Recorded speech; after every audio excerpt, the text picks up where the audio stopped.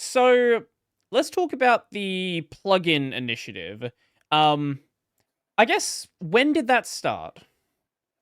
Actually, not long ago. I think it's maybe a year old now. Mhm. I had this idea for quite a while, and I think I'm. How would you call that? I think I believe in things that are not realistic. I am very optimistic oftentimes, Uh-huh, uh-huh. and so when I saw that there's actually a bunch of amazing plugin developers already supporting Linux, like Yuhi or Tal audio software and stuff like that, I felt they could have maybe an interest to also motivate other developers and help them with their problems and etc. So that initially was the idea. My idea was to create some sort of a hub Mhm. where knowledge could be gathered and then shared with other developers. And Mhm. I Mhm. think this happens to some extent, that these developers help each other. But then again, most of them still don't see Linux as a priority. Mhm. For many of them, it's really no effort. They just make the builds and they have some sort of a disclaimer on their website that there is limited support for Linux, or that it's like a permanent beta version or whatever. Mhm. Mhm. And so they kind of guard themselves and to not have too big of an obligation. But that was the initial idea. And then it turned into something a little different. So I reached out on Mastodon to other Linux audio musicians Mhm. and asked them if they would help me to come up with an FAQ about the topic. And it turned out that I also did not know enough about all of this stuff. And actually, the great thing on Mastodon was that many actually, what would be the word, illustrious developers from Mhm. the open source world that really make amazing stuff in the audio field actually reached out and helped me to make Mhm. this FAQ. And then I started to make a logo and a little website. And I always, because I always was already in contact with the developers, I asked them if they would be willing to do interviews. So we started to do interviews, and now it's almost like it's a big chunk of my day to work on this project. And I am still not sure if it's ideal, because initially Mhm. I wanted to actually make it much more open, that people can easier help also to work on the project. But I still haven't figured out how to do this. Even on the website, I'm not. I only have knowledge in the front end, basically. So Mhm. some of the stuff is a bit patchy behind the scenes. And I actually thought in the beginning that I could establish this as an open source project and everyone can help, everyone can contribute. But so far, it's mostly me who is trying to do my best to get more developers on board. And Mhm. also Mhm. I also have a section where I portray artists. So also get this a little bit more in the spotlight. But Mhm. now, we talked already about it, like, Oh, uh, did we have a disconnect? Hello? Hello, hello? Hello? Oh, uh, are we back? I think we're back. Ah, good, good.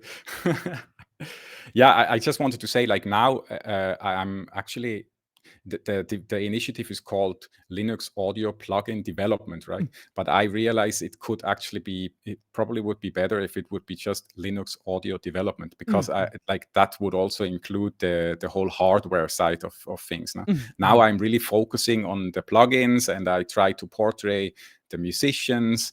But I kind of I'm thinking about to maybe modify it a little, make it a little more open, and Mhm. also include the hardware topic, because I also realize this is something that people really stumble over in the beginning. They're not like me, who think, oh, I found something perfect. They also want to have like a wide range of available options to choose from, right? Mm, mm.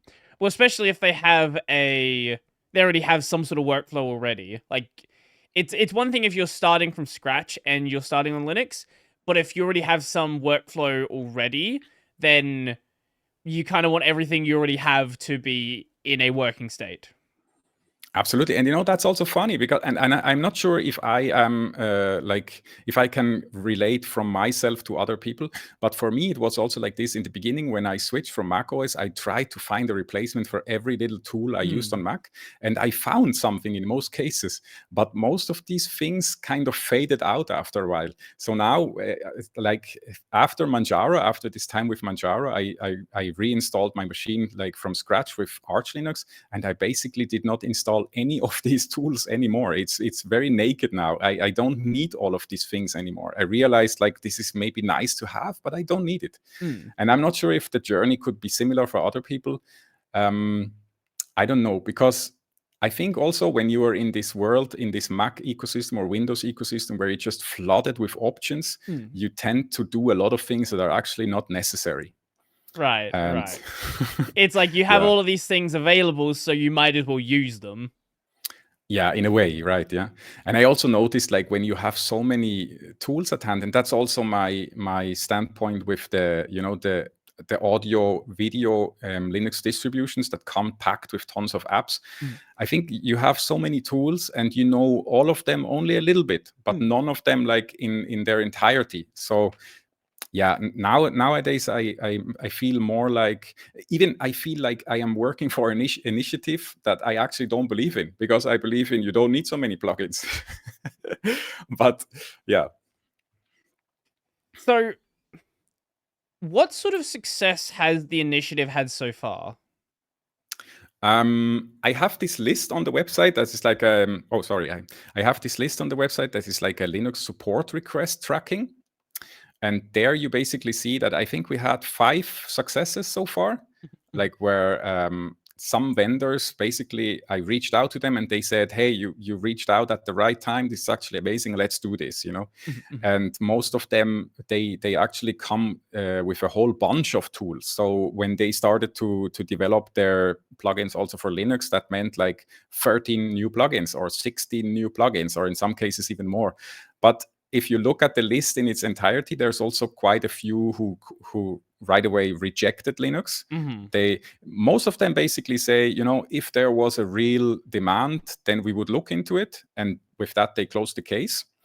And some of them, they even say like, I love Linux, you know, I even use Linux for developing the plugins, and yeah, let's do this. And so with these, we have had more success, and it's also it's not just me, right? There's many people who reach out to the developers and ask them for Linux support, and probably in some cases it was really just a question of timing, and then they felt like, okay, come on, let's do this. Right. Many of them, yeah, are still. You sometimes even get the impression that an AI answered, because it's like very generic, like, oh, wow, that's a really interesting request, and I will pass it to the developers and stuff like that. And with many of them, you're really hanging in the air. You have no idea what their stance actually is. And then there's also quite a few actually, who use a copyright protection system called iLok. I'm not sure if you heard about it. Yeah, I was reading through the FAQ. Yeah. So. And for these, it's just end of the line, right? As long as they use iLok, they cannot support Linux. And so a bunch of them actually, at least they say they would like to support Linux, but they just can't, because they are right now like invested in this copy protection mechanism. Yeah. Right. Okay. So it's basically just like a DRM system. Yeah. And it started off actually in the beginning, and I used it in the beginning. It started off as a dongle, right? You had a USB dongle in the beginning. I think it was even a PS2 dongle. And then you had your plugins, and it's actually a nightmare, this system. I don't know anyone who likes it. I think also the developers, if they are honest, they don't like it, but it seems to be relatively brutal and a good protection. But I can only tell you this, like if you have to switch your hard disk, for instance, and you had no chance to unregister your plugins, then they are basically screwed, because they are registered to this old hardware ID, and you have to contact support. And in some cases, they ask you for money to go through the process. Like, it's really a nightmare. So yeah, I'm happy to not have this. Your camera is out of focus, by the way. Oh. Better now? No. Actually, I don't know what I can do. It's this all automatic Logitech stuff. Oh, maybe sometimes putting your hand in front of the camera, and then maybe. Yeah, that worked. Magic. Great. Good. I had no idea about this iLok system. I read the FAQ. I didn't actually look properly into it. I didn't realize it was that crazy. So, yeah, like, it's actually hardware locking the plug. That's okay. Right. And there's some people that use it as an advantage, because what you can do, like for instance, if you have a bunch of computers and you run around between those computers, you can basically just bring your key and you switch it to whatever computer you switch it, you can use all your plugins. But again, I think, yeah, and they even think it's actually like something that is nice. I don't know. I think it's just dangerous, right? I had many situations with iLok in the past where I really had like 2 or 3 days I could not work because I was figuring out how to fix this, because I had with Apple, it's always like that. You go to the Apple store and they tell you, oh, motherboard needs, I think they call it logic board needs to be replaced, right? And then all your plugin licenses are basically locked. Later on, they introduced something that is called iLok Cloud, where you have the stuff in a cloud. Right. But that's also something very weird. You some of the plugins you buy, they do not accept the cloud. Some of them only work with the key, and it's just like a whole mess.